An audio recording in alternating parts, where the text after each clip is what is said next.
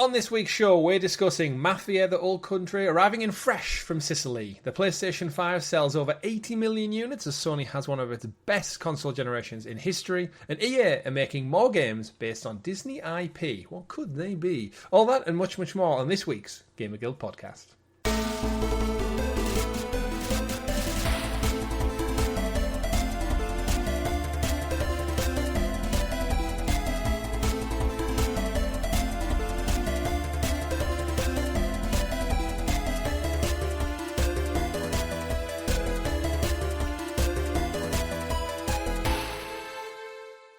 Good game, everyone, and welcome back to the GamerGuild Podcast, your weekly show where we get together and round up all of the week's video game news for your listening or viewing pleasure right here on youtube.com/GamerGuildTV and available up there in the digital clouds on your podcast platform of choice. Just search for the GamerGuild Podcast or GamerGuild TV and you will find us there every Monday, 8 a.m. when this show goes live, as it has done for nearly the last 6 years now.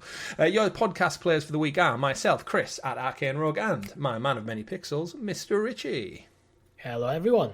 Hello indeed. We do have a great show lined up for you all, but before we get into all that, don't forget to like, subscribe, ring-a-ding-ding that bell so you're kept in the loop with all of the great content here on the channel, like this very show, like our weekly live streams, where we play with you, the wonderful community. Not this week, though. It was single player. And, of course, our wonderful first looks, which are up on the channel right now. We have Mafia, the Old Country is live and ready. It went live this Friday. Special weekend treat for you fine folks listening along. And the Uncharted series just went live as well, where I dove back into Uncharted Drake's Fortune, all complete now, Richie, all wrapped up and finished. And that's what we'll get into, because we like to start every show here with what we've been playing. So before I get into Uncharted and other such things, what have you been playing these past 7 days, my friend? I have still just been playing Final Fantasy X. I still intend to go back to Expedition 33 and get the Platinum. I just haven't got around to it yet. It's still here on my desk. But as is Final Fantasy X. So yeah, I just played quite a bit of Final Fantasy X this week. Good. How far into it are you now, hours-wise? Ooh, I haven't got a clue, because I've played it before, so I can't even check my hours on the PlayStation to have a good ballpark. But in terms of progression, if you know the game, I'm up to the Calmlands, which is getting towards the end of the story. The end of the story, okay. And then are we doing any grind, or is it just enjoying the story and then moving on? I will decide later. It's a bugger of a Platinum. Is it? You have to max level every single character, and that seems like a lot of work. What's max level? The work on this thing called the sphere grid. So every time you level up, you move around the grid. So every single node in the grid, you have to populate with every single character to get the Platinum. Right. It's massive. Keeps you busy though. But yeah, it does. I would like the Platinum, but I'm not sure if I'm willing to commit to it. How is this holding? This is the PS4 version you're playing, right? Yes. How is this holding up compared to, like, I guess, playing Expedition 33, pivoting back to this? It's so similar yet, I guess, very different because of the time gap. Yeah, well, it's a remaster of the PS2 versions for PS4, so it's not even a native PS4 game. Right, okay. I think it holds up incredibly well. Graphically, it's not stunning, as you can imagine. Mm-hmm. But it's good enough. It works. It does its job. Mechanically, it holds up. If you like turn-based RPGs, I think it's still got one of the best battle systems in any turn-based RPG I've ever played. Mm-hmm. It's less stressful than Expedition because you don't have to time any parries or anything like that. It's just much more traditional then. Yeah. Good. And what's in the pipeline after you've wrapped up with this one then? We're heading into the end of summer now, I guess? I don't know, actually. That's why I jumped into Final Fantasy X. I didn't know what I wanted to play, and that kept coming to mind, so I'll see. Something will jump out, and I think I've mentioned last week, I've got a hole in the roof, so I've got that to fix. So money's a bit tighter than I'd like right now. See, I was in a similar place where when I wrapped up on Expedition, I was thinking, right, what am I into? What am I in the mood for? Yeah. And then I went on a kind of a pre-order spree through Amazon where I have my birthday at the end of the month. Well, the beginning of next month, technically. So I was like, right, I know my mother and father, my mother, is going to message me saying, what do you want for your birthday? My wife is already asking, like, what do you want? What do you want? And I think as an adult, you're pretty much like, I don't really need anything right now. So I'm like, right, what is actually in the pipeline that could maybe save me a bit of coin? So I went out and I pre-ordered ahead of time. Because it's always, I think, if you're buying things like games and stuff, especially pre-orders, I'm happy to get them and then just hand them over. It's like, I'll give it to you. You can wrap it and then give it back to me. As a 35-year-old gamer, that's what happens. So yes, I went on a spree and I ordered Mafia the Old Country, which we're going to get into. I pre-ordered Metal Gear Solid Delta. And I pre-ordered, which I completely forgot about until I saw it and I was like, oh yeah, of course.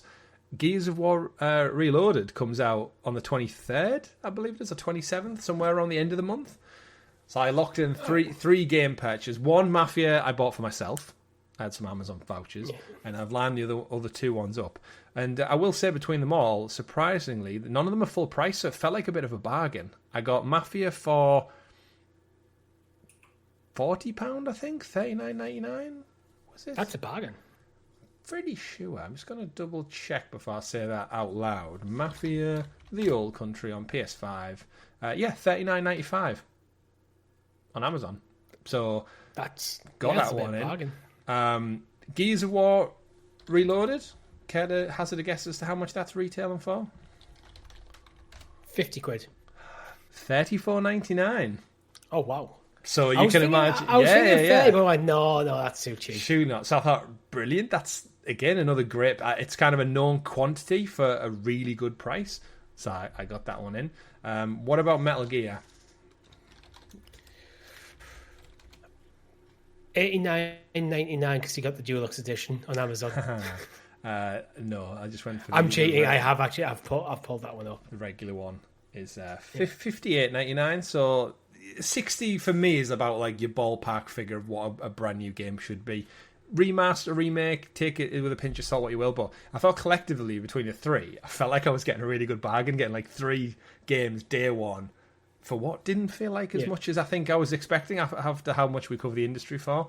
But yeah, as I allude to, though, I guess as part of that, wrapped up with Expedition the other week, we spoke about it on the podcast, so it kind of lent into like what I could play next. And I think between now and the end of the month, everything I'd heard about Mafia was kind of ticking the boxes, but I will save that for the news, Richie, because of course it's kind of our big story of the week is the reviews. Weekly live stream this week. We are aiming to get back, I know we've been saying it for some time, but some kind of live stream. Don't know what it might be. I know some of our community have been asking for Grounded 2. Now it's out on Game Pass and Early Access. Some people have been asking for us to do another live stream. We'll make that decision as it comes along. But in the meantime, we have had Uncharted Drake's Fortune, as I alluded to. That full stream is up now. Only took me 3 weeks to finish. Finished it in under 6 hours, which I didn't actually recall how short of a game the original was.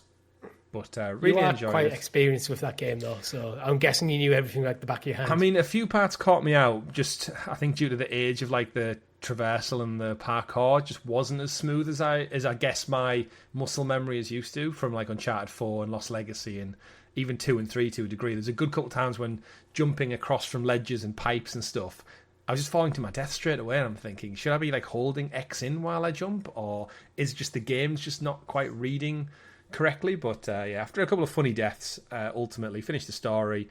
And again, it's just that look back to 2007 when the game came out and just where we were at with it. But great little throwback, and I'm looking forward to continuing my Uncharted adventure in the I guess the months and years to come, because I think did Golden Abyss a year ago, so then the cadence isn't great, kind of like the Pokemon one you're doing.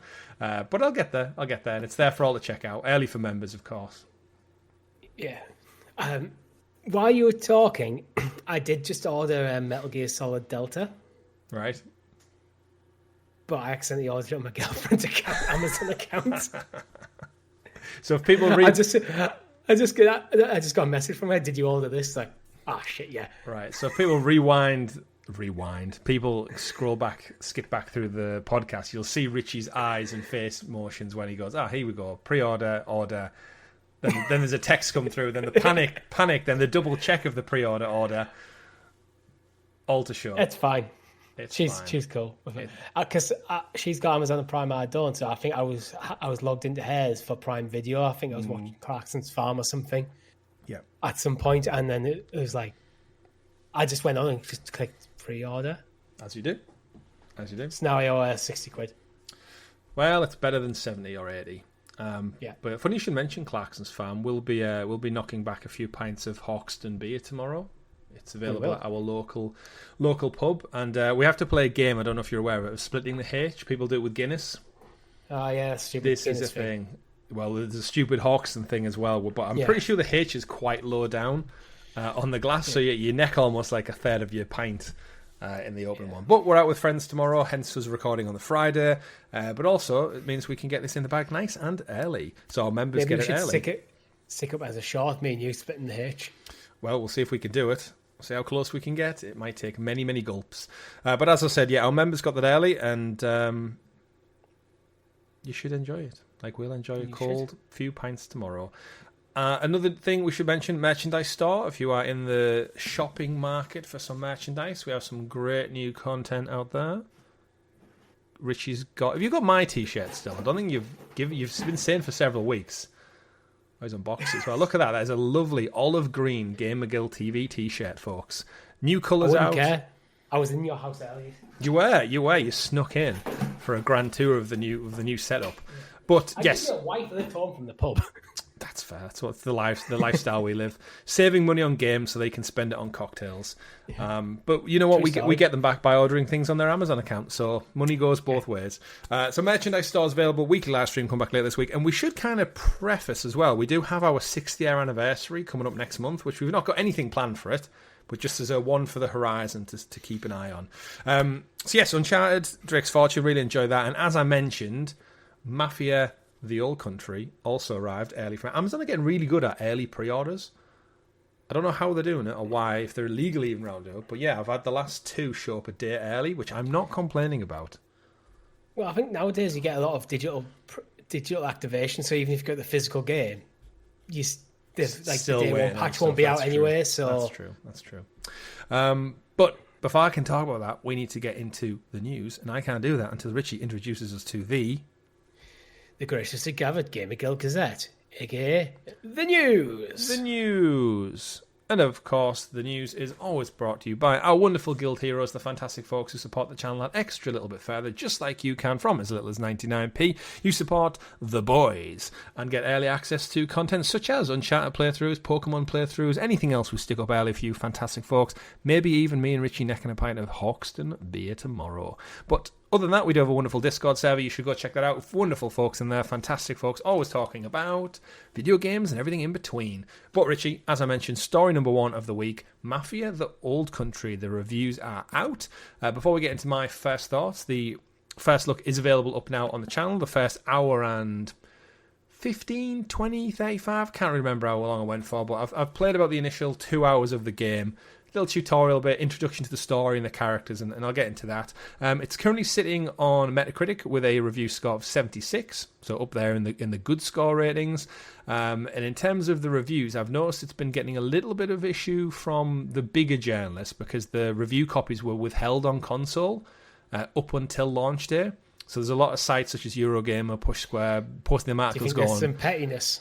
Maybe, I'm not too sure, but I mean, Mafia 3 reviewed quite well. Hangar 13 are a smaller studio, but in the grander scheme of it, I've seen a couple of them. You know, you get them articles that say why our review isn't here yet, and then it links in with saying like they weren't centered or they were delayed or they're only given PC copies.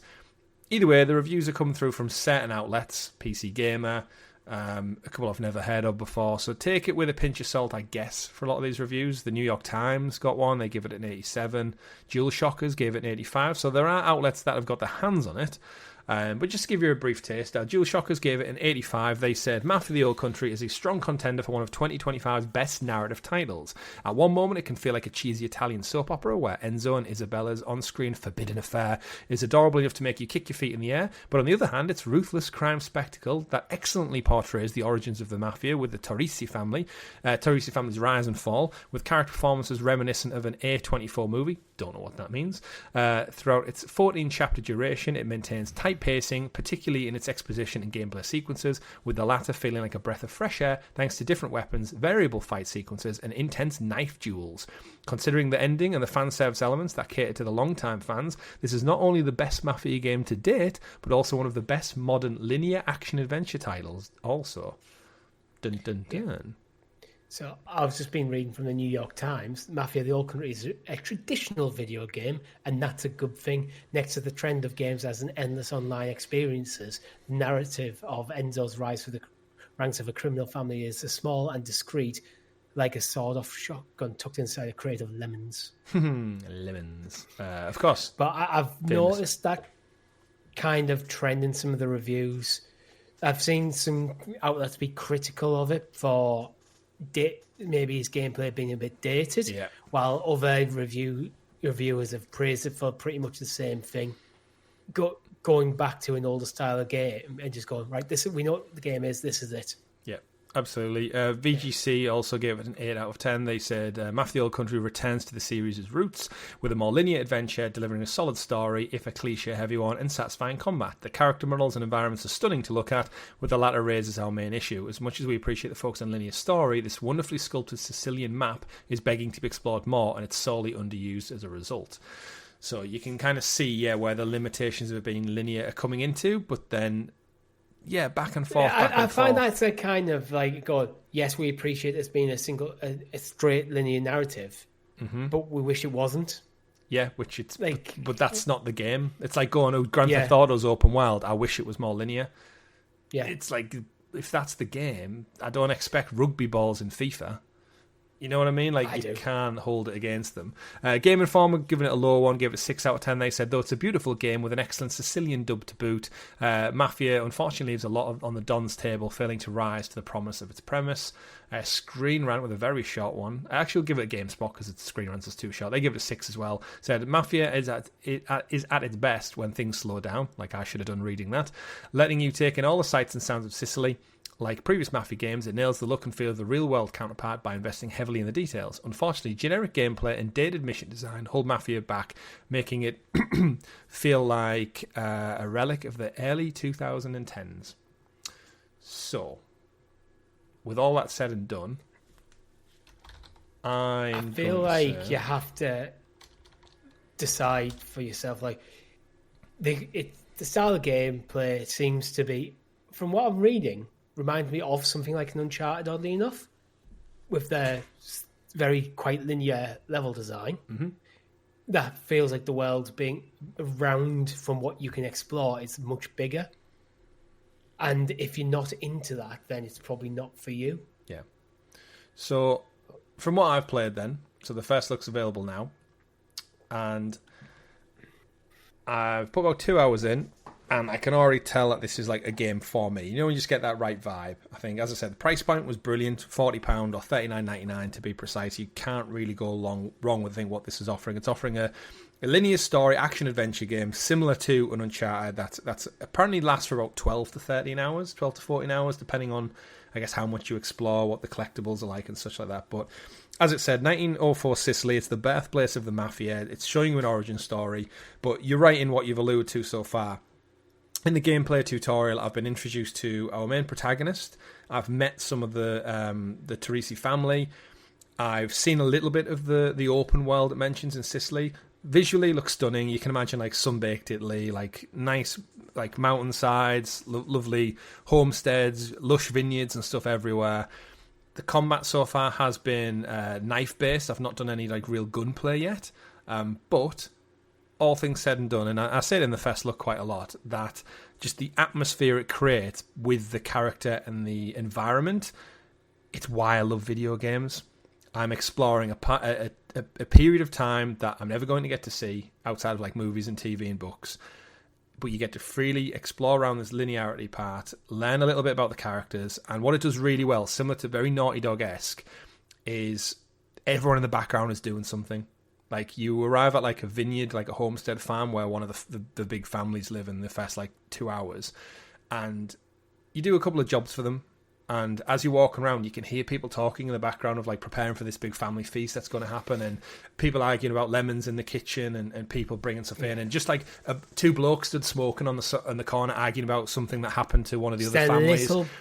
We're getting snippets into these that feel like real world people just having a break from whatever they're doing to have a cigarette before they go about it. Yeah, you just get that little glimpse. It feels lived in and real, and I really do appreciate it. The protagonist Enzo is quite likable. His story arc, again, it does say in one of the reviews there, it was said very like cliche tropey. It is, but it's that thing where I think in and amongst all like the massive games, like again, I've just put like 80 hours potentially into Expedition 33, and the fact that I'm sitting down, and I'm 2 hours in, I'm there for it. So yeah, visually looks great. Characters are well written so far. The dynamic between the families, and again that like threat of the mafia, like don't disrespect the family, that kind of setup.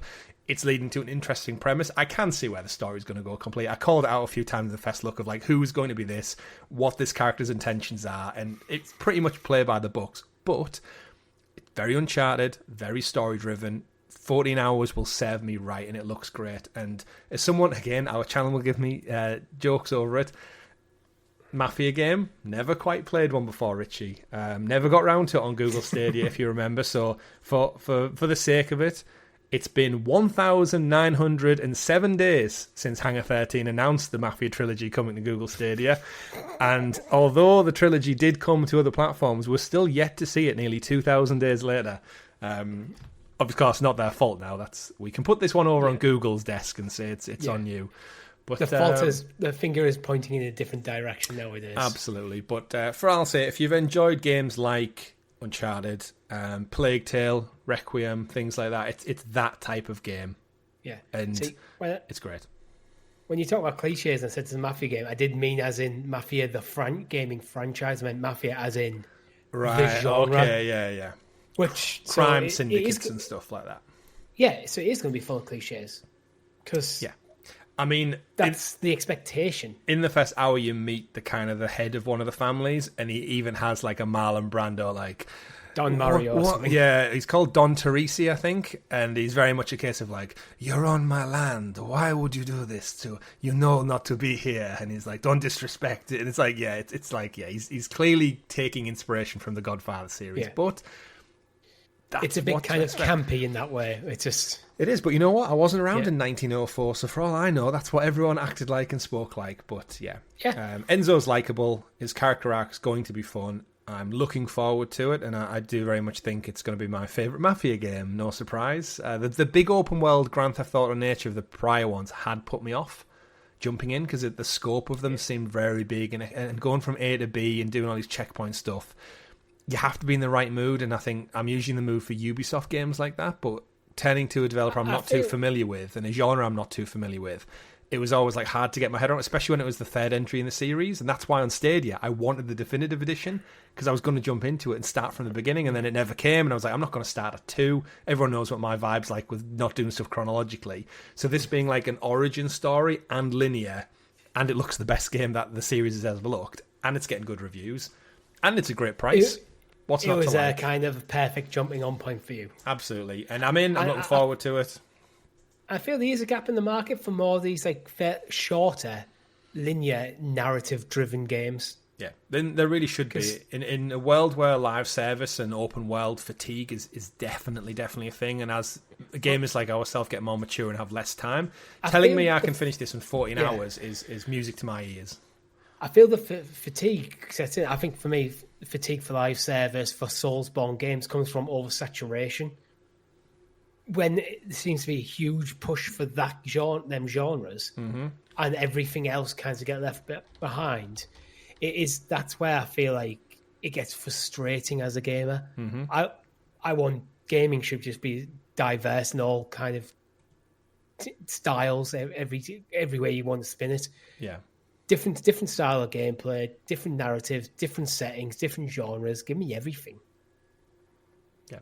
Yeah, but again, so far from what I've played, I know Bill, my girlfriend, for them all. Yeah, and so far what I've played, it's definitely up your street, your girlfriend's street, and probably a lot of our audience's street as well. It just ticks the box, and it ticks the price point as well. So yeah, I'm looking forward to getting more into it. I've already looked at the trophy list. Frustratingly enough, I did start it on just the standard difficulty, the medium difficulty it clocked off at, to find out there's a trophy for completing it on a hard. So I'm now at that point where it's like, do I just drop back the hour and a half I did in the first look and just for the sake of it? Yeah, it seems like, and again, the opening credits and stuff were quite enjoyable, so it's not. I'm not going to be too slow. I've not played it 50 times over, but... You know what? You'll probably if you skip the opening cutscenes, you'll probably realise it's only half an hour's worth of gameplay. It's just a little bit of tutorial stuff, so yeah. Looking forward to it. And First Look, as I said, is available now up on the channel, so go check that one out. And maybe add it to your wish list. Let us know in the comments below if you'll be checking out Mafia the Old Country or anything else you've been playing. Because again, me and Richie get here every week and we talk about what we've been playing, but you are our audience, and we like to go back and forth and see what you guys are up to. Any recommendations, definitely get them in there too. Story number 2 of the week. Xbox is officially stopping development on another first-party title, Richie. This one comes in the form of Contraband, which was the title being developed in partnership with Avalanche Studios, who you might be familiar with for the Just Cause franchise. It's probably their most well-known one. Not the WB one that did Mad Max, I think, back in the day. I think that was theirs. There's 2 Avalanches. I might have got them confused. But this is the one that did Just Cause anyway. They were doing Contraband. And they've officially announced, they put out an update this week on social media saying an update on Contraband. Over the past several years, Avalanche Studios Group and Xbox Game Studios Publishing have collaborated on Contraband. Active development has now stopped while we evaluate the project's future. We're thankful for the excitement we've seen from the community since we announced, and we will give an update on what's next as soon as we can. So they stopped short of saying it's being cancelled, although reading between the lines, it seems like cancelled. They're looking for investors or something. No, this is the game that was announced back in 2021. It's a co-op shooter smuggler's paradise game set in a fictional world in 1970. And that's pretty much all we know so far. I don't remember. Can you remember off the top of your head what Contraband was? No, I can't. Because I had to watch a trailer to get a vibe of what it was. I think we watched it at one of the Xbox... I think I watched the trailer earlier, but that didn't really enlighten me to what it was. Well, again, you wouldn't tell it was a co-op shooter from the trailer. It actually reminded me very much of the Concord trailer, which is never a good comparison to make. But you know when it's a CG trailer showing you the setting of an area, like the type of tech to expect. Concord was like obviously on a spaceship that showed you a couple of bits of like retro space tech. This shows you around like some kind of den where they're plotting some kind of heist. With, I guess, like a 70s aesthetic, because that's when it's set, and you're going to get a crew together and go on a job, like a looter-shooter extraction thing. You never actually see any gameplay, so it's... But this was 2021, so you've got to imagine they've been grafting away on this for nearly half a decade now. So apparently we're a big enough show for sponsorship now, guys, so check out this ad. If you like video games, then you can't miss Call Me By Your Game. It's a podcast hosted by me, Sweetie Pie Connor McCabe, where I invite a guest to share about a special video game from a memorable moment in their life. That's right, it's baked in nostalgia. Was Persona 5 a warm blanket during the pandemic? Did Mario Kart 64 feel like a vacation? Or does Spyro remind you of that winter break with Dad? These are the types of stories told on the podcast. So call me Tetris, Half-Life, or StarCraft 2, it's up to you. Find the show wherever you get your podcasts and get ready to call me by your game.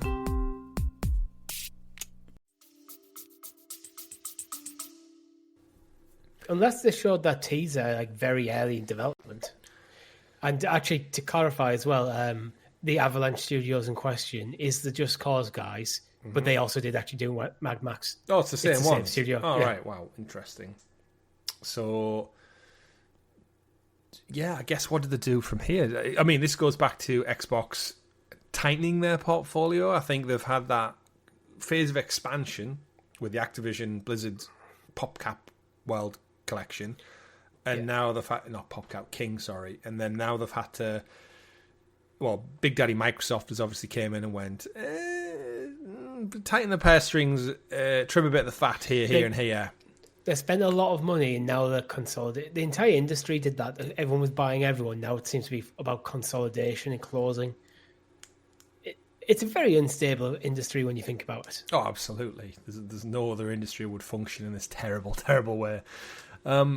But it does bear its riches. In terms of Contraband, where do they go with this? If they've got surely enough development in the thing, I'm pretty sure they must just be looking for another publisher to help fund, I guess, the final hurdles. There can't be much left. If it was summer 2021, we're in summer 2025. That's 4 years in development. I'd imagine the team is also ticking away on probably another Just Cause entry, because that's the big money ticket, isn't it, for them? I think they'd be very naive to go in with a brand new IP and not a backup. I don't know. Who knows? I feel like it's one of them. Since that initial tease back in 2021, we've heard barely a single word about it. No. So I've got the development might be one of them where the development wasn't going as expected, and then Microsoft might have missed. This is all kind of speculation. They may have missed several key milestones or something that's put them on the chopping block. Because the reasons why haven't been elaborated on. Yeah, we've just been kind of told that it's kind of getting cancelled. I mean, I feel like if this is their statement they've put out, I think the reason they've not went into any great details because if the game is still potentially looking to be saved, you would be very naive as a business to say they have problems behind the scenes. To admit that they're behind schedule or some stuff isn't working or the internal feedback hasn't been great, I think would be a detriment to any potential people coming in. The key wording is active development has now stopped while we evaluate the project's future. There's no mention of any split between Xbox at the moment. So the development is basically being paused and then they're going to have a look at what... But the fact that a statement's come out suggests that it's not in a good place. Yeah. Either the game, the studio, the funding, something's not right at the moment. I wonder if they're getting ahead of the curve. They're putting out a statement themselves rather than Microsoft announcing it.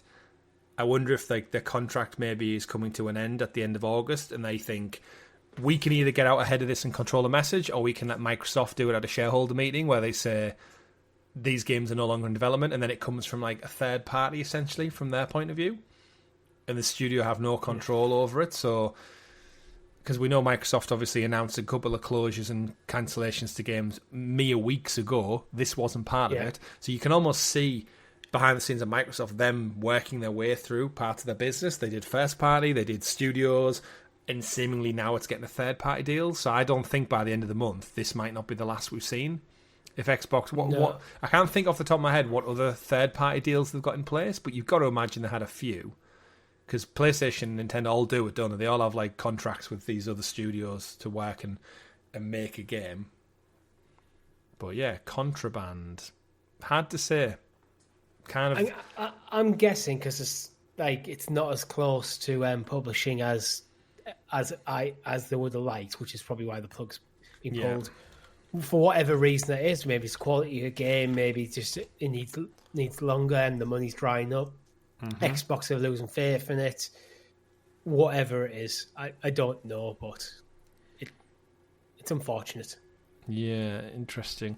If it gets picked up, who likely do you think would step in at this point? My brain immediately goes to a Tencent or a Krafton, the PUBG guys, who are just you know what, it's almost finished. We can spare another 100 million just to have a splash at this and see.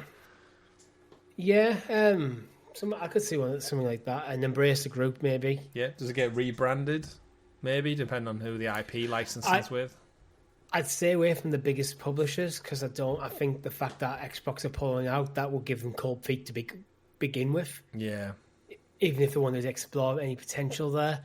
And then Microsoft will, if this game is published, Microsoft will be demanding a cut in revenue, I'd imagine. Unless that's pre-negotiated. I'm looking to think, how could you tweak? From what we see from the trailer, what you could tweak. We don't see anything, really. I'm thinking if behind the scenes they could, rebrand it. Take an IP, take a movie IP, and just slap it on top of it. Change the character skins, the outfits they wear. So it's definitely a heist game. So take something I don't know, just Ocean's 11. just get characters who loosely resemble George Clooney, Brad Pitt, and them. Change the building into a casino, and then just put it out as it's 2026, and you're getting an Ocean's 11 game. Go and just see what happens. But yeah, it's again a shame to see. Hopefully it will survive in some form, because after 5 years worth of hard work, it's always a shame for the devs and their art and the passion that they go and work on full time day to day, just to be kind of brushed aside by decisions above them. But it happens. I don't know if you saw earlier this week, Richie, the BioShock news going around as well. That apparently there are problems over at BioShock 4 as well. Not that it's an Xbox specific game. But yeah, they were covering it on, I can't remember what article I was reading it. I've got an IGN one here that says, yeah, the good news, the good is the new bad, great is the new great. Our goal is to make everything exceptional. So this is, obviously, BioShock 4 has been in the works at a new studio, Cloud Chamber, who were formed specifically to take on BioShock 4, but we're talking, it's been, 10 plus years since BioShock Infinite now, so... yeah, it's been developed for more than a decade at various studios under the 2K banner, but I think it's interesting it comes as like Mafia is coming out. We know what issues they've had over the years. On BioShock, I found a Eurogame article that says the headline is it's from the 2nd of August this year. BioShock 4 fails to impress at internal 2K review, resulting in leadership shake-up and revamped narrative. A BioShock 1 remake has also reportedly been cancelled. So Eurogamers seem to think that BioShock 4 isn't doing well, and they pulled the plug on 1, and there's leadership issues. Yeah, I can see why they wouldn't need a remaster of number 1, because they had the BioShock Trilogy remaster come out for the PS4 generation, so it's compatible on your current gen hardware. So yeah, I don't think that would need it. Maybe just to get a bump in like interest and eyes on it, I would go with. That could be it could be a case of they had a budget for both games, for 1 remake and BioShock 4, but in order to get, if 4 needs a lot more development time, that they've decided can 1 to like move the budget across or something like that. Yeah. But yeah, BioShock 4, I'm interested in it still. I think the BioShock trilogy is one of the best trilogies of all time, but I played them all when they came out on PS4. So I'm not clambering to go back to those 3 anytime soon, but I would enjoy a new entry in it, and I'd pick it up day 1. But yeah, obviously Ken Levine's not with them anymore. I mean, technically he didn't do the second one, he just did 1 and Infinite.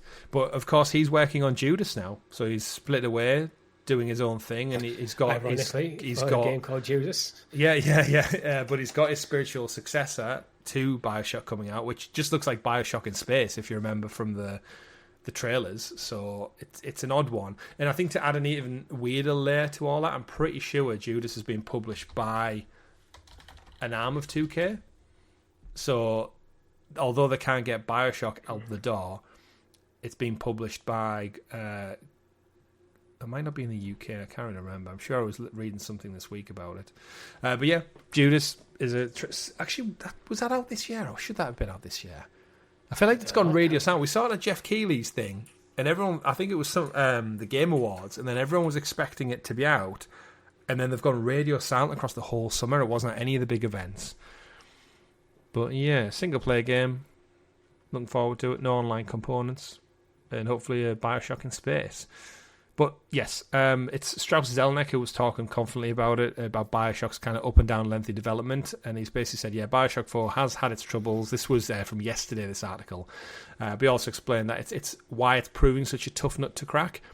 Quoting from him here, he says, "We don't talk about how long our development cycles are. We had some ups and downs along the way, that is accurate, and we've had some changes in studio leadership, with very, very big shoes to fill on BioShock because of the legacy of Ken Levine and the legacy of what's gone before, which has been so successful. And we need to make sure that experience is true to the BioShock DNA on one hand, but a massive step forward on the other hand. That's always challenging. We think we're up to the challenge, but it's not been seamless." And this is because, earlier in the week, Bloomberg reported that BioShock's had a massive overhaul, being revamped, narrative's been rewritten, its overall, in narrative being restructured. And then in recent hands-on meetings with the staff at Cloud Chamber, which is the development studio, they were told they need to be more agile, more efficient, which is like redundancy talk, if I've ever heard it. We need to strip down and be more agile and more efficient in what we're doing. It's like, ugh. You need to be more agile and more efficient so we can get rid of some of yous. Yeah, but I'm surprised we're not there yet. I feel like Cloud Chamber was announced like right at the beginning of our Stadia days, because I think I remember seeing with it being a new studio and 2K games being on Stadia. I think we talked quite progressively about could the BioShock trilogy come to Stadia, and then we'll see BioShock 4 in a few years' time, and here we are nearing past the midway point of 2025, and seemingly it seems if they're going through restructurings and rewriting and stuff now, I don't think we see this next year. I think you're probably talking early 2027 at best. And then Judas will fill that gap anyway. True. But you said you've never played one, somehow? Nope. Yeah, just somehow never got around to it. Oh, I own them on PlayStation 4. You're going to love them. Well, the day you finally get around to them, you're going to love it. But it is not this day, Richie. This is the day we talk about story number 3. PlayStation 5 closes in on the PlayStation 3 overall sales, having hit the 80 million units sold landmark recently as part of this quarter reporting. We had a financial earnings call and some financial results earlier this week. Apparently in Q1 of the fiscal year 2025, which is April to June, PlayStation 5 sold 2.5 million units, bringing the overall lifetime sales up past the 80 million mark, which means it's only 7.4 off PlayStation 3's lifetime sales, which means on its current trajectory, the PS5 will top it just before April 2026. Or the start of the next fiscal year. During the same period, Sony also sold 65.9 million PS4 and PS5 games, of which 6.9 million were the first-party titles. Overall, 83% of full game software sales on both PS5 and PS4 were digital, which shows that a shrinking market again for physical media, with just 17% going to physical copies, which is scary as a physical collector. And PlayStation Network's monthly active user count remains steady at 123 million people. The big story here, Richie, I guess, is PS5's just, it can't do any wrong. It's put its prices up, it's put its hardware up, and it's still ticking over nicely. The fact that it's closing in on PS3's entire lifetime sales. And I know PS3 was arguably the worst of the whole PlayStation generation, and everyone goes Xbox 360 ate its lunch, and it absolutely did. But you got to remember, Didn't PS3 actually outsell? By the end of that generation, PS3 sold more than the 360. So Sony just seemingly can't really do wrong, whether they've got the hubris or the bravado, or they charge over the odds, or they put the prices up. The brand is just so strong. It does numbers. There's a big difference between the generations in terms of the gaming market as a whole, though, that needs to be acknowledged. Mm-hmm. I think more adults are gaming more. Oh, absolutely. In this current era, then, because PS3 era was basically when we went out early 20s, late teens, early 20s, late teens, yeah, late teens, yeah. So our generation, who grew up with video games, probably more so than any other generation, now have the disposable income to buy this stuff, where previous generations probably wouldn't have anywhere near the same level that we have. Yeah. So I bet you that trend follows suit from pretty much for every platform. Like the Switch probably outsold like the GameCube and the N64. The Xbox Series S and X probably outsold. Yeah, outsold like the Xbox and the 360. Well, we know there's more gamers in the world. Like, absolutely. In terms of release dates, it released in Japan, 11th of November 2006. And it was back in the day when America got it November 17th. We had to wait till March 23rd, the following year, to get it in Europe and Australia. Insane when you think of it nowadays. Could you imagine? I'd be so pissed off as a gamer finding out that the rest of the world was playing like the PlayStation 6 and I had to wait 4 months. Again, that doesn't guarantee you it. That just means it's released. And of course, the PS3 cost a lot of money. I believe, if I'm right in thinking, it came out in the March in Europe. I think me and my brother had to go halves on it for our Christmas present that year. So we had to wait till December 2007. Because again, back when you're 15-year-old, you don't really have much say in when you get expensive boxes for under the TV. Wasn't that part of why Microsoft had such a good start? Because wasn't it the E3 the year they were both announced? Sony went up first, announced the price, and then Xbox came up late and undercut them by like 150 quid. Yeah, and the 360 came out the year earlier as well. Yeah. So they had a year's run, so to build that momentum while everyone was still rocking a PS2. Can you imagine a 360 competing with a PS2 just in terms of like graphics and the games that were there at launch as well, like Halo and some other fantastic titles. Halo, Gears, things like that, early Xbox 360 titles. Absolutely. But again, it won out in the end, and I think the reason PlayStation beat it out truly was just its first-party games. Almost like to this day, what's doing so well for them, and it says in this article, 83% of full software games were digital versions, but it says 6.9 million were first-party titles. That's pure profit. That's nearly 7 million games sold, arguably around probably the £60 mark. What is interesting, actually, I've just seen in some of the like sales things is full game software download ratios, PS4 to PS5, 80%. In Q1, it's around about 75 to 8% all the way through last year. No dips. And in Q1 this year, it was 83%. Solid majority of the games released that have been downloaded are PS4 titles. So, despite relatively weak PS5 title sales and downloads, it's still doing numbers. Yeah. And this is where we live in that cross-generational world, don't we? Where if you maybe went into like modern state-of-the-art gaming, I mean, yeah. I'm playing a PS4 game. But if you bought a PS4 today, and you never played one, maybe you had an Xbox last generation. You'd have a great time. You could jump in and play most. You could play God of War Ragnarok. You can play Horizon Forbidden West. You can play The Last of Us. Maybe not the latest version, but you can play these games still. Fortnite runs, Minecraft runs, Apex Legends runs, FIFA's still coming out. They're all there. So you do wonder where that line's being blurred a little bit. In terms of just Sony's latest financial report, I think one thing to point is that over the last couple of years, there's been criticism always lodged at PlayStation and Sony and the fact that PlayStation's arguably Sony's most profitable arm of the business, but it has razor-thin margins, especially near the launch of a console, because they have to eat such a loss usually.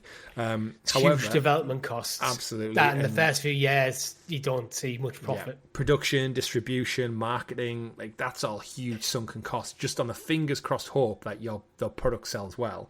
In terms of that, though, the PlayStation division for Sony generated 1.4 billion yen, which is an increase of 120% year over year.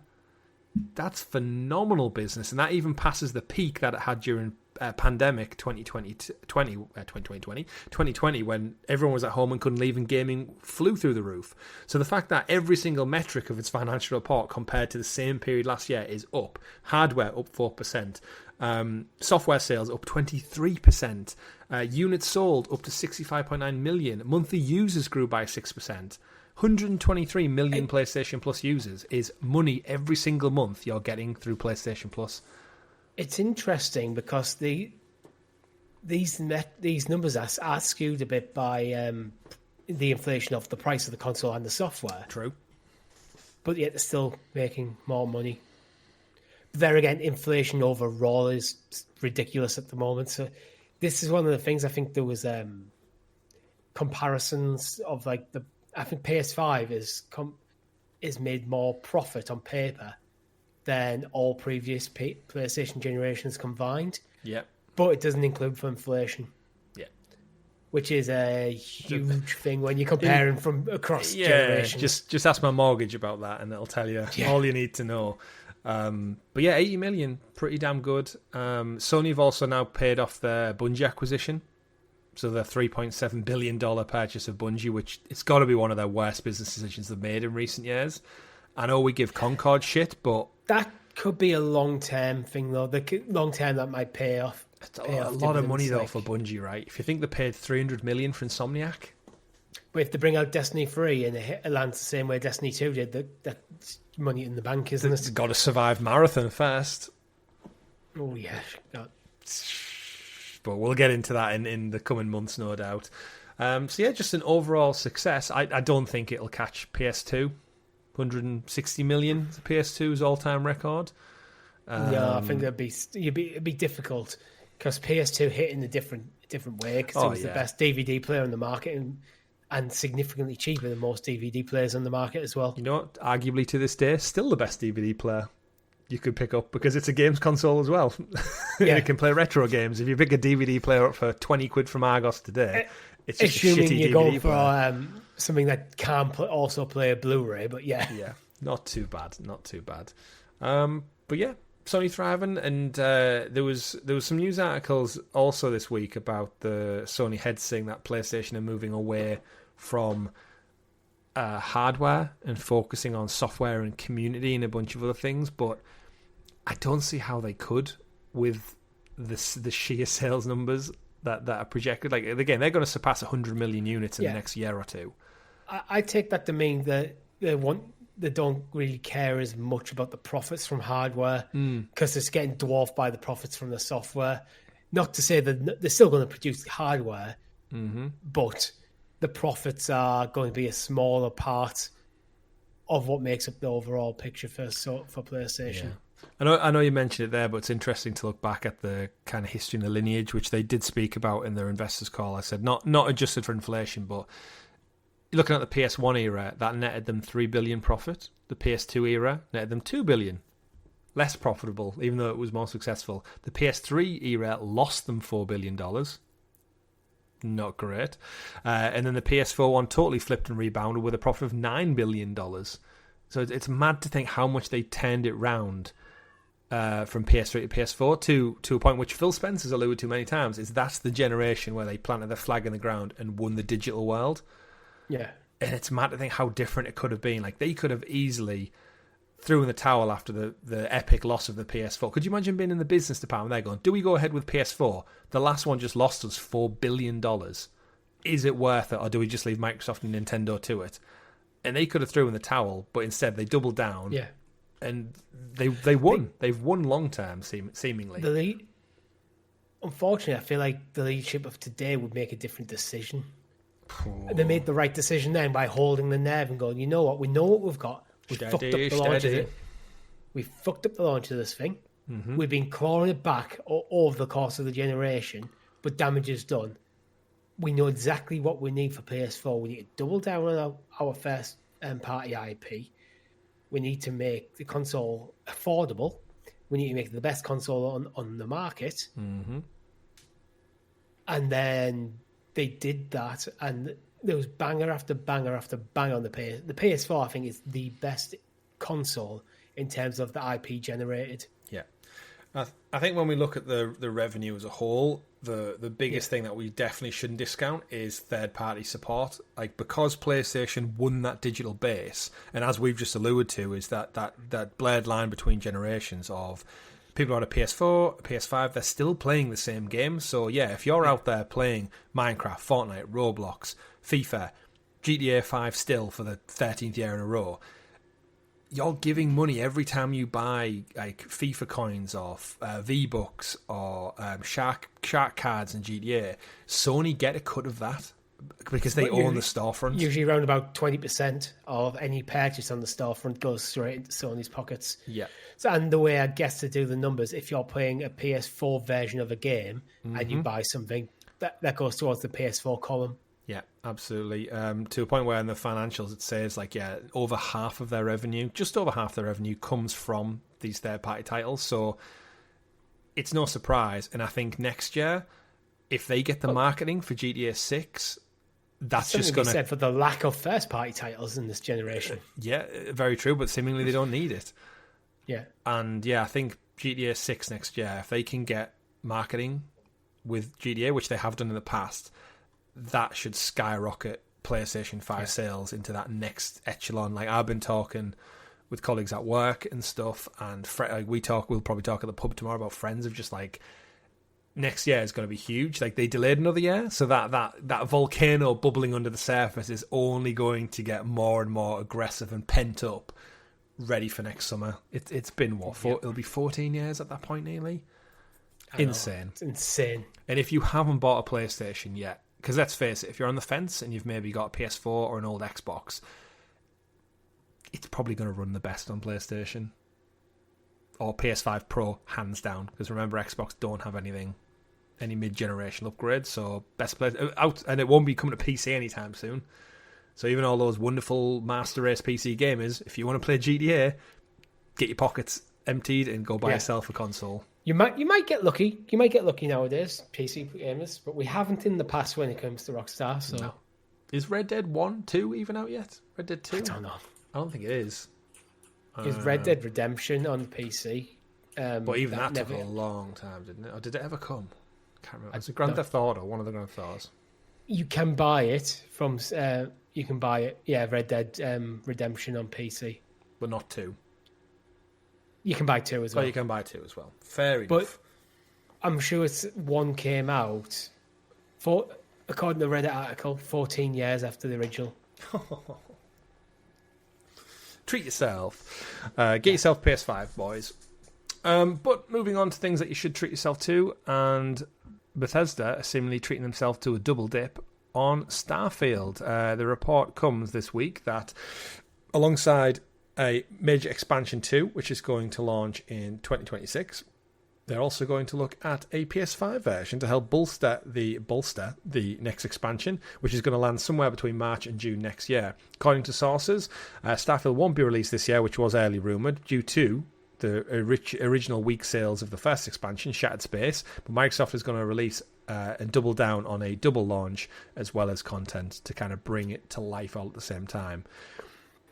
Richie, I think we always suspected Starfield was going to jump ship. I mean, every other title pretty much has. I think Senua's Saga 2 is literally this week, I believe, or next week.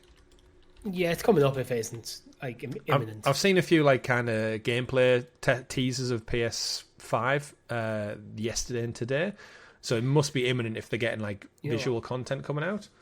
The PS5 port, I think, will be fantastic for Starfield because they've done a lot of work on the run up to Shattered Space in fixing a lot of the issues people had with the game, and it gets fresh eyes on it and fresh reviews on it. And it'll probably run better. It's basically a soft relaunch of the game. Yeah. So if it comes out and it's reviews well, and some outlets may re-review it as well when it comes to PS5, add in the DLC, suddenly it's given new life. I mean, we both played Starfield. We both finished the story and the campaign. I enjoyed it. I didn't love it. I wanted to enjoy it more. But yeah, I was the same. I think what was actually better about Starfield than the game itself, ironically, was the branding.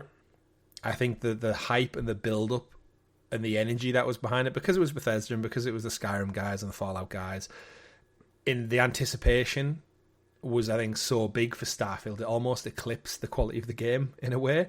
And to me, even though I enjoyed it, didn't think it was great, I still have a fondness for it, and I think that's because just the branding is so clean on it, the story of space exploration and the promise of that Bethesda exploration and universe is so good. And as you alluded to, a lot of the bug fixes they've done, the quality of life, vehicles being added in, mini-maps, all that kind of stuff. Now that's all there as a complete package, and whatever they're bringing with Expansion 2, I think it'll sell great numbers on PS5. Yeah, me too. We've seen it with Forza. We're going to see it with Gears. Gears of War is hands down going to sell good couple of million units. 3-4 million I think minimum. They need to put a bit of money behind the marketing, I think, as well on PS5 to make sure it lands, to make sure you break past the people who remember it being a bit iffy at launch. It wasn't terrible. No. It just wasn't as good as people were hoping from like a game that had been like 10 years in development and the next thing from Bethesda. Yeah, I agree. It's weird. It's one of them weird situations where Starfield came out and people went, "Oh, it feels a bit dated. It's a bit lackluster." So then they remastered Oblivion, and everyone, "Yes, please." It's so weird how the games industry works, isn't it? But there again, the expectations are set correctly for something like Oblivion because it was a known quantity. Starfield was meant to be the next step for Bethesda, and it just didn't quite take a big enough step. And we know from history is like games like Starfield they'll have like a long evergreen tail off where people will be playing this for like years to come. Like they'll dip in, they'll dip out. and not like obviously like Skyrim, but like just games that are this fast and this open, they tend to, and people go back to them and they get drawn in. So I think, yeah, but bumps like Shattered Space and whatever the next one's going to be, I think will do great. I do think a PS5 launch will do it wonders, absolute wonders. Right. I agree, yeah. Would you buy it again, do you think? Or not for a few years, maybe? I've got not really much incentive to buy it, because if I wanted to play it, I have it on Xbox Game Pass. So I'd have to really, really want it. I guess the saving grace, kind of spoilers, is the way the gameplay loop works, is you and me who finish the story are kind of right back at the start anyway. So if you were to pick it on PS5, you wouldn't be losing anything. To start again. That's the thing that I didn't... That's what killed it for me. The end killed it for me. Yeah. The ending is... I think it's an awesome ending. Yeah. But from a gameplay loop, it went, so now I just start again. Yeah.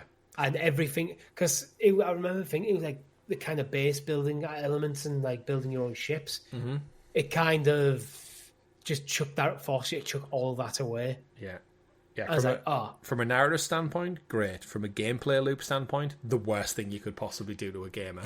Everything you built up over 50 hours of gameplay, Some people loved it, though. I think it was very I think some people loved it because you just play through the story again and again and again, every time at slightly different iterations, which was pretty cool. And sometimes weird shit started happening as well, didn't it? Yeah, and I guess do let us know in the comments if you've played Bethesda's Starfield multiple times. Let us know if they've like tweaked any of that at all. I'm sure one of the feedbacks was like, when we get to the game endpoint, maybe let me choose what to carry over a bit more selectively, because then you can like kind of pick what you really want to lose. Because the game was dead to me after I finished that, because it was like, okay, that's your choice, not for me. But yeah, I did enjoy it, especially the Mantis missions. Another thing I do enjoy, Richie, is Disney and Disney IP. And while we wait for the next entry in the Star Wars Jedi series, there's talk this week that Disney, in an interview with Variety, EA's president, Lauren Miele, discussed their work with Disney and what ongoing projects the team has. Now, they name-dropped Respawn's Jedi sequel, which will be, we've got Fallen Order, we've got Survivor. It's kind of primed and prepped for a third entry. It's going to be a trilogy, all things said and done. We also know there is an EA Motive Iron Man game in the works, which is the Dead Space team. Remember, they said they weren't going to do Dead Space 2, but they've announced since that they're going to do an Iron Man game, amongst other things. And they also allude to, the president said, that the team has a few others that have yet to be announced. What those unannounced games tend to be, we don't know, of course, but one of them certainly won't be the Black Panther game, because that got cancelled. If you remember, we covered that one just a few months back. Done. That was the one in partnership with Cliffhanger Games, which isn't an EA studio. So, I'll throw it over to you, Richie. What Disney IP are we potentially looking to see? Where does it... Because it's such a mixed bag of success, isn't it? They have great success with Spider-Man. Wolverine's no doubt going to do well. Star Wars Outlaws, poor. Star Wars Jedi, amazing. So it's such a flip-flop of things. Avengers with Square Enix did bad. So, but they have such a vast IP. Where are you thinking with this one? I think it's going to be a Souls-like Battle Royale starring Donald Duck. Okay, where does it take place? Is it Disneyland? Yes, it can. Like in the grounds of the park. You have to fight to survive. Oncoming tourists and Disney fans. Yeah. But in all seriousness, so. No, I actually don't know. In all seriousness, it could be more Marvel. I was trying to think outside the Marvel Star Wars, like what Disney IP they could leverage. Maybe like a Pirates of the Caribbean game could be cool. Yeah, I mean, for me, it's one of those where, as a kid growing up, you'll be the same, where we had an absolute smorgasbord of movie tie-in games. Some good, some bad, some phenomenally memorable. I don't understand why we don't get games anymore that basically follow a movie almost beat for beat and just add in some action things. You mentioned Pirates of the Caribbean there. All jokes aside, if they had cutscenes that were just clips from the movie that were rendered in Unreal to look like, obviously, game engine, and then in between that, I got to play as Captain Jack or any of the other cast and crew with little combat bits with pirates or pirate zombie skeletons, and I get to steer a ship from mission point to mission point, I would have fun. The music, the characters in that world, I would have fun with that. Just like Hogwarts Legacy. I can tell you why it doesn't happen that much anymore. One, the lion's share of them are movie tie-in games were actually just shit. Two, the narrative structures of a movie doesn't always translate well to the narrative structure of a video game. Mm-hmm. And I think mechanically, that it can be even harder as gameplay has evolved and it's quite a bit more intricate than in the early 2000s.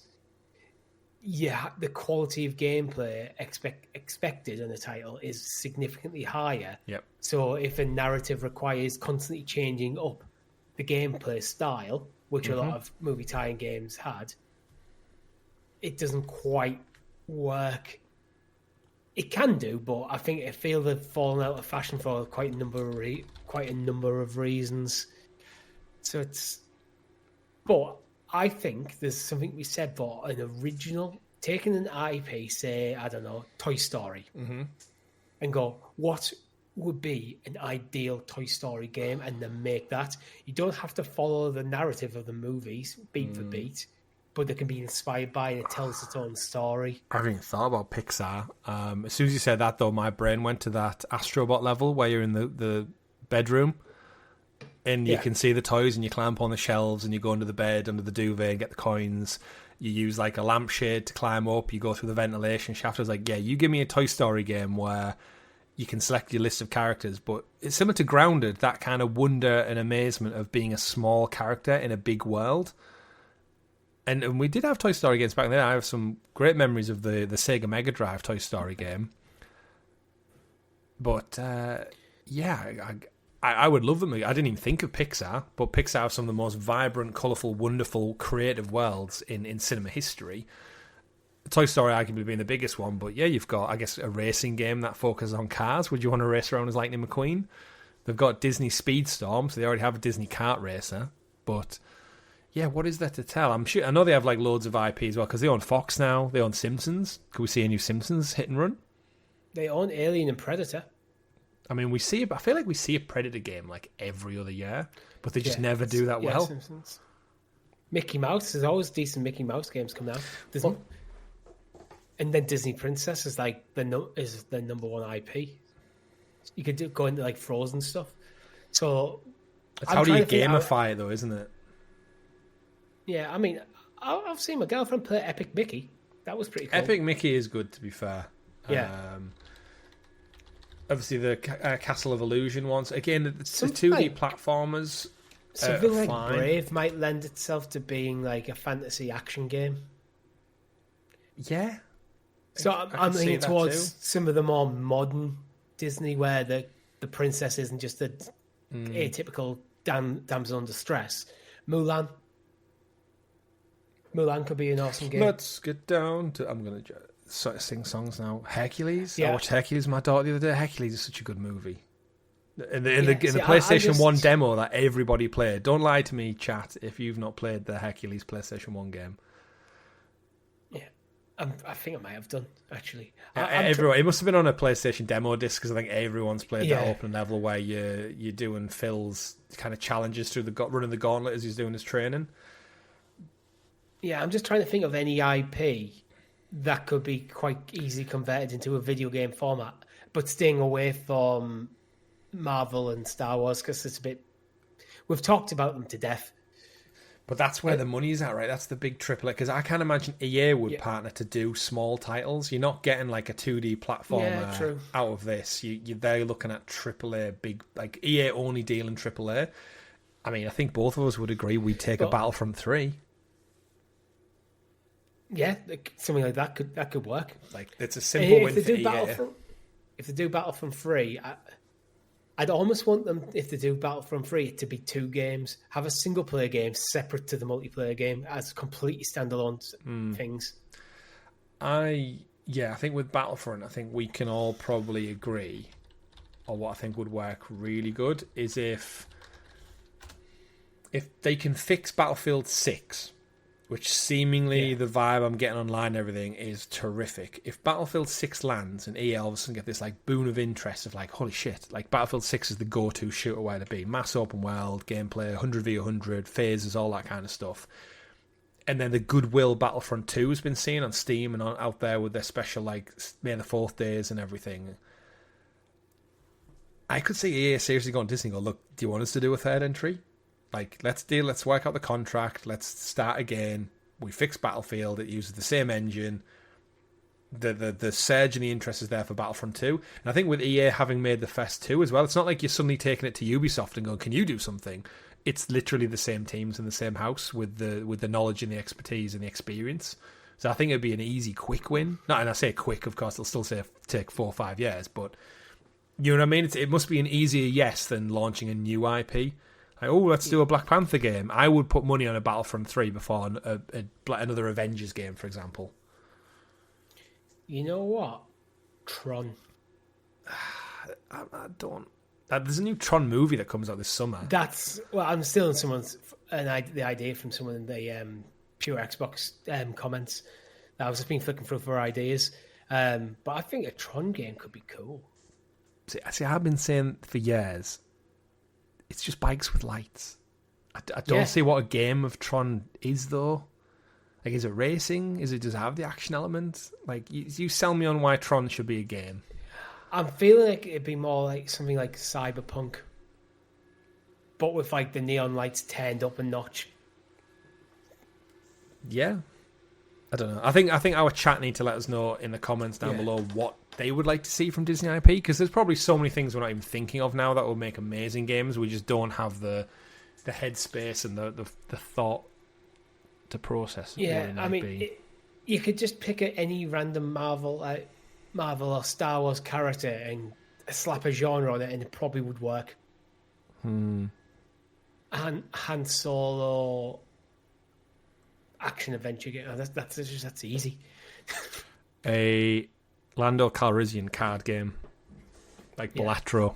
Yeah.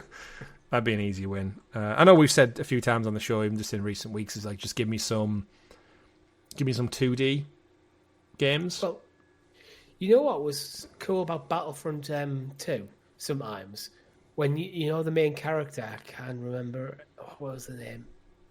I can't remember her name during the narrative, because she wasn't a Jedi. You were very much boots on the ground as a third-person shooter set in the Star Wars universe, and the gameplay was phenomenal. The storytelling was phenomenal. That's why I'd say I'd like that game separate from the online component. In Battlefront?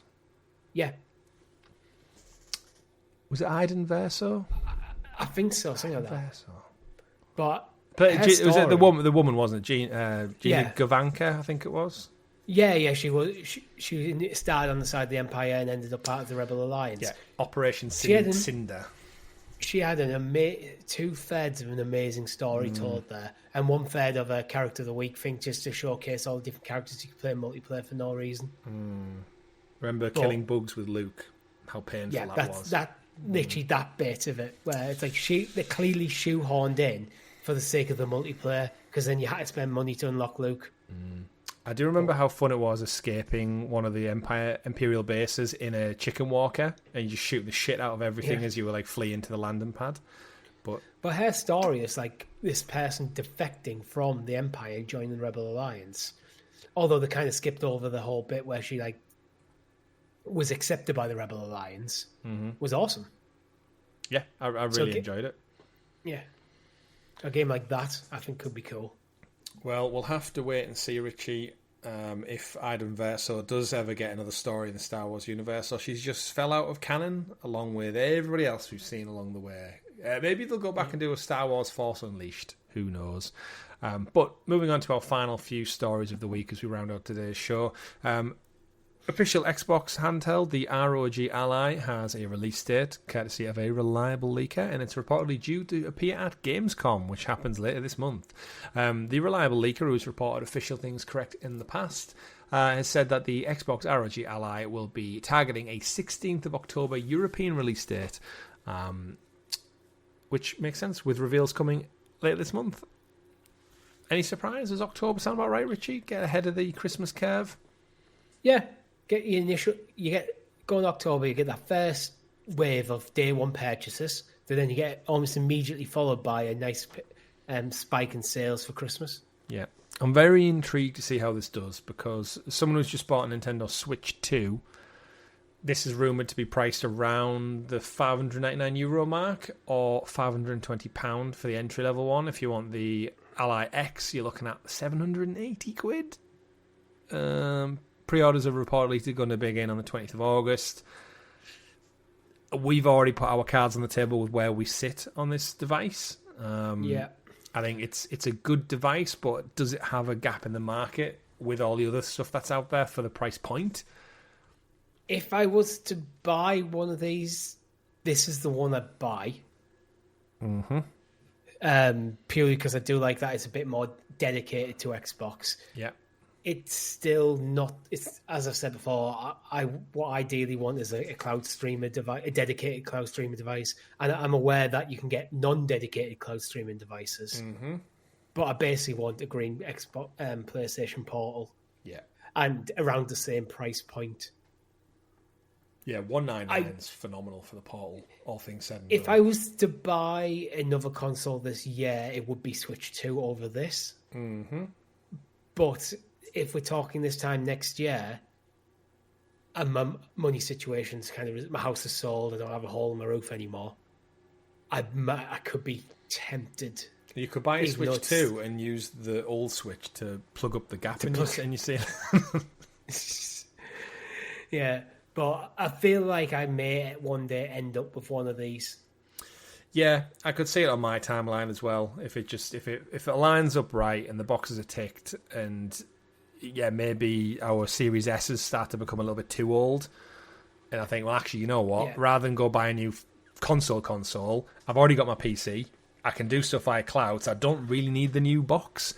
But another handheld that does the job on the go. And for me, I don't really play that often on my actually directly on my console. Mm-hmm. Even PlayStation, I've played most Expedition 33 and Final Fantasy on my Portal. So that handheld format just suits me at the moment. Yeah, I get it. Totally get it. I did a hell of a lot of grinding on Expedition 33. To it. And I'm in the lottery syndicate of work. If my phone rings now and goes, "Hey, we've won a couple of grand," I might pull the trigger on my girlfriend's account. Well, maybe Amazon Prime it. Yeah. In terms of other games, though, that might bolster your use of the Xbox ROG Ally, is we've also got a new batch of games coming to Game Pass this August. Reading them off, available right now. We've got Rain World coming to. I'm just going to say all of the above. If I don't say otherwise, it's probably cloud, console, and PC. Yeah, typical. August 6th, we've got Citizen Sleeper 2. Also, the Lonely Mountain Snow Riders, also MechWarrior 5 Clans, and Orcs Must Die Death Trap, all coming August 6th. August 7th, you are treated to Ubisoft's Assassin's Creed Mirage, the entry just prior to Assassin's Creed Shadows, which is the smaller return to its origins one. August 12th, we've got Aliens Fireteam Elite, which we both enjoyed when we did a first look. Fireteam Elite. It was a fun game. It reminded us of World War Z, but with aliens. What's not to like? And then August 14th, we've got Nine Kings. Obviously, a couple of things will be leaving as well, so keep your eyes for those. Anthem, if you're playing Anthem. Farming Simulator 22 and Persona 3 Reloaded will be leaving also. Decent spread, I guess, Richie. Mirage is your big title. Obviously, you've just got Grounded 2 Early Access as well if you're a Game Pass subscriber. Anyway, Aliens Fireteam's decent. We never played Orcs Must Die. Is Death Trap, is that a new game? Like, is it launching into Game Pass? I don't know, actually. We played Orcs Must Die 3, but I don't know if Death Trap is a remaster or is it a new entry just without a number? It's currently available on Steam, so it must already be out. We just missed it. The review, IGN's review is from January this year. So is it just Orcs Must Die 4? Basically, I think so, By the looks of it. It's a roguelike spin-off. Ah, okay. I enjoyed Orcs Must Die. Yeah, me too. Back in the day. Will you be checking out Mirage eventually to get round to it, do you think? Or It's on my list of games I want to play, but so is Assassin's Creed Shadows, and I have access to them both. No, I don't, because my girlfriend borrowed a Mirage off you. I mean, you still have access to it. You can borrow my copy if you want, so... Okay, yeah, so I still have access to it, but it's not currently in the house. Yeah, I would probably say, if I was to pick one, I'd say Shadows is definitively the better game still. I drive away for Ghost of Yotai. I mean, yeah, if you're looking for something Japanese, you might as well wait now. Oh, Oxmoor Die Death Trap also looks like it's up to 4-player co-op, because that was one thing we always said is why it limited it to just 2, when the game could have scaled up to 4 quite easily by the looks of the gameplay. And if anything, it would have been more fun with more people, I reckon. Yeah, I would have thought so. But we enjoyed it, and it's nice to see that they're still bigger ticking maps, over. more orcs, more chaos, more people. Less Google Stadia, though, unfortunately. I've mentioned Stadia a lot in this show. It's almost like we're getting up on 6 years and all the little nostalgic threads keep popping out. Speaking of nostalgic threads, Richie, we've got Power Rangers coming to Fortnite. And the only reason I'm including this in it, because we normally wouldn't cover Fortnite because we're old as shit, and it's not really for us, is the trailer they put out for the Battle Royale called Shock and Awesome. The Power Ranger skins, the Megazord skins are going to be there. The new series features on hunting bugs from a different dimension. That's the Fortnite Season Pass. But they put out a live action trailer of, with the Power Rangers for this one. Yeah. And it's well worth a watch. If you're an old school fan, it just works. And I guess Power Rangers they're probably one of the first IP that skins, I guess, make sense for, because they're just coloured suits. There's no real craziness to them. But yeah, they actually shot it with the same cinematography of the old 90s show. Yeah. With the terrible explosions. With a terrible camera. Din, din, din. I can picture the music in the advert already, but with Fortnite characters as well. And you know what? The Fortnite characters just look like characters from Power Rangers. Cheap, shitty suits, running around, fighting cheap, shitty aliens or bugs or creatures. And can we just say as well, the Power Rangers theme tune is one of the most awesome theme tunes ever written. This is where I said a couple of weeks ago I did a drinking game with my brother, his wife, and my wife, and it was like ranking TV themes in order. And I was listening to them and I was getting them all in there. And he had some crazy ones. It was like Coronation Street and stuff was in there. And you had to kind of judge, like, it's not my favourite, but in the grander scheme of like it being an absolute banger. You might not like the show, but that soundtrack is awesome. You know that, like EastEnders and Holby say, like, this is where I got to remember when I said the Bill theme was essentially a Sonic the Hedgehog level. Yeah. That's where I got that from. And I was listening to them all. We didn't get claimed for that. We didn't. No surprise. The old Bill won't come after us for copyright. But yeah, in and amongst all that ranking, as soon as I heard the Pokemon theme, that went straight to the top. I was like, it's hands down the top one. But you're right there saying like the Power Rangers theme, I reckon would have slipped in a second. I reckon easily, just because of how epic that guitar is, especially. And the nostalgia's strong. But our final story of the week, rounding out the show, is a nice little fun one. We always like to add either the TV stories or the movie stories near the end, because it's a gaming podcast, but they're always linked. This one caught me off guard, Richie. In Japan, Resident Evil, which is coming to iPad, I think, is the big gist for it. I can't remember what it's coming to. They're basically promoting Resident Evil in Japan, and they've partnered with the language learning app Duolingo.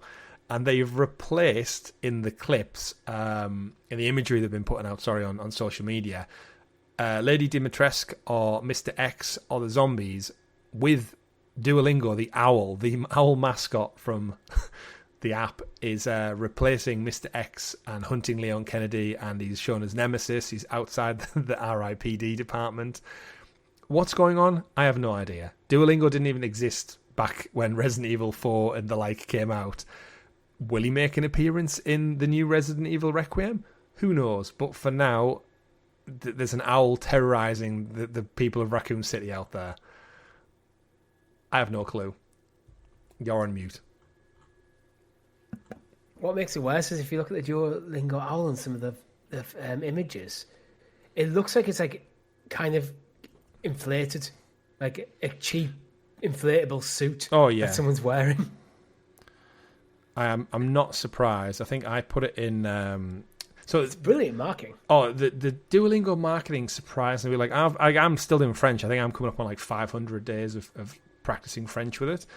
But they've got really quirky marketing that I guess kind of just works for them. It's like it doesn't take itself serious enough, and it's one of those apps where it can't really piss people off because it's just a language learning app. Like it can't do anything. It's not in the media. It's not taking a political stance. It's just learning another language. Like you can't really go wrong with that. And the app's fun and it's gamified and it does work. And that's why I've still been using it.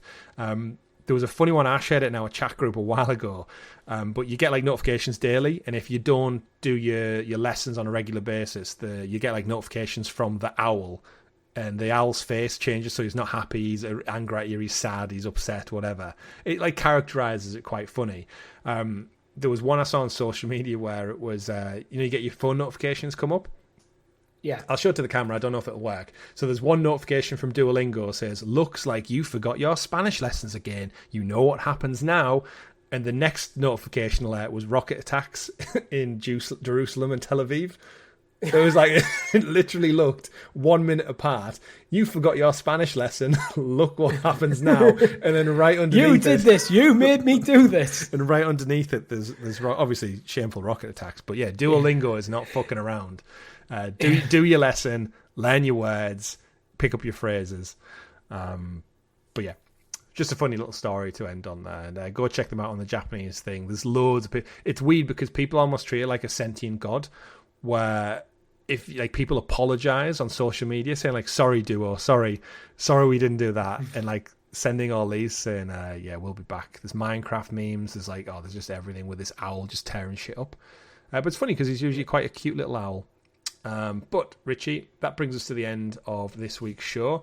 Thank you very much everyone who's listened, tuned in, supported us, Guild Heroes. Shout out to you wonderful folks again as we bring you all the news. If you haven't done so already, do give it a video a like, subscribe, ring that bell so you kept in the loop with all of our great content, and more importantly, go check out our first looks because we've got a couple up at the moment.